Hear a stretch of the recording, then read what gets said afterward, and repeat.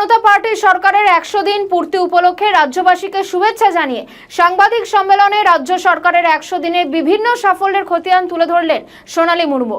একই সঙ্গে আগামী দিনে রাজ্যের উন্নয়ন এবং সাধারণ মানুষের স্বার্থে একাধিক নতুন উদ্যোগ গ্রহণের কথাও জানান তিনি। আপনারা জানেন যে আমাদের পশ্চিমবঙ্গ সরকারের 100 বছর 100 দিন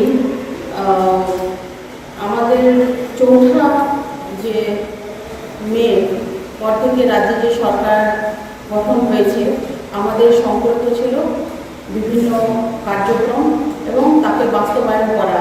আমরা 100 দিনে কি কি কাজ করতে পেরেছি তার কয়েকটা খতিয়ান আপনাদের কাছে রাখবো। প্রথমত আপনাদের জানাতে চাই যে মহিলাদের আমরা কিভাবে নিজেদের আত্মনির্ভর করব, মহিলাদের নিরাপত্তা, মহিলাদের সুরক্ষিত করা এবং মহিলারা যাতে আগামী দিনে আত্মমর্যাদার সহিত বাঁচতে পারে এবং সমাজে তাদের নিজেদেরকে প্রতিষ্ঠিত করতে পারে, তার প্রয়াস সর্বপ্রথম ভারতীয় জনতা পার্টি এবং পশ্চিমবঙ্গ সরকার প্রয়াস করছেন এবং কাজ করে চলেছেন প্রতিনিয়ত। প্রথমেই